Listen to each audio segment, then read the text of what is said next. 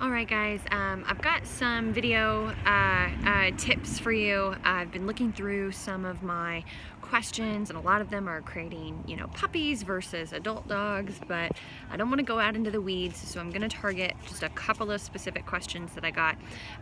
One of the things, this is a running trend that I see, is that people will do the crate door shutting, on the puppy because they're like really eager to come out, and they slam the door and the puppy's like, zoinks, they're like in the back and they're like, I don't want to come out.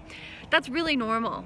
Don't pay attention to that. That's good. You're setting a boundary. You're saying you do not run out of crate. You are calm in crate and you wait for permission. That is so valuable to set up right away. And one of the questions I got was the puppy was already really anxious about the crate.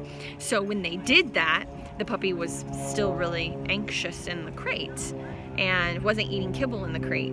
Also really normal.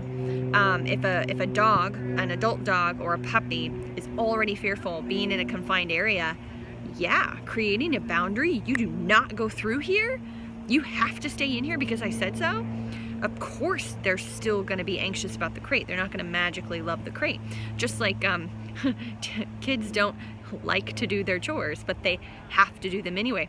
They want to slam their door, but there's a reprimand for that. There's a punishment for that. If you're talking to your kid and they're like, I hate you, and they run, stop up the stairs, slam the door. I didn't get away with that. Neither should a dog.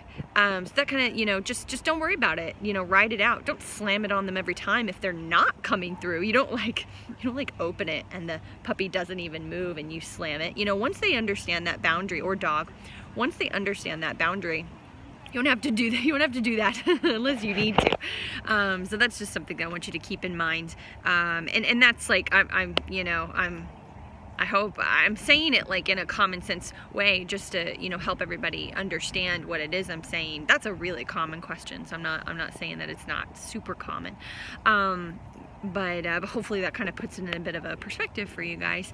And then the other thing is, what was it I got a question about? Okay, I remembered what the other thing was. So, sorry, I had to like edit that. So the other question, which was a great question, is puppies can spend hours and hours and hours in the crate, which I say in my videos, but maybe something I don't say right after it, which I should have. Can't be perfect all the time. Is that, yeah, puppies, they have to potty every 2 to 3 hours. If they're really small breed dogs, and they're under 10 weeks old, it might be like every hour and a half. You have to teach them how to hold their pee, and then also the age kicks in, so you want to have that structure. So yeah, I mean, if you're gone to work 8 hours and you get some little toy poodle, they're gonna go everywhere. There's just, even with one break in the middle of the day. So that's something, that you guys just have to know, which is why I do, even though it's not a preference, I'm like, use an X pin, or if you have a gigantic crate and a little dog, half of it puppy pads, half of it bedding. The dog may not understand that. They may just go in their bed, but they might, some dogs will immediately pick up on the, I potty over here and I won't potty where I've been laying down. Sometimes they don't. You need to use a huge X pin. But I don't want people to be gone that much anyway. You got to pay to have someone give visits. So what you do is, with really young puppies, 2 hours is really ideal. I know it's not doable for everybody, and I understand that. I do. I like to say, 3 to 4 hours. Really limit water intake and food. And if you're just really scheduled nicely with a lot of dogs, that goes just perfectly fine. So yes, even though they're sleeping 18 hours a day in their crates when they're super young, they do need regular outings. I can't tell you exactly what that time period is. I know that if we get in a new puppy, we start with 2 hours typically, unless it's a toy breed or like a Yorkie or something. Literally an hour and a half sometimes in the very beginning. It's very tedious. Come to think of it, I charge less for puppies. I should probably charge more, because it's hard work, guys. It's hard work. So just want to put that out there. Don't get too hung up on that, but schedule is everything. Hearing a lot about these puppy apartments, and no, you can't use them all the time, or your puppy will never learn how to hold their pee.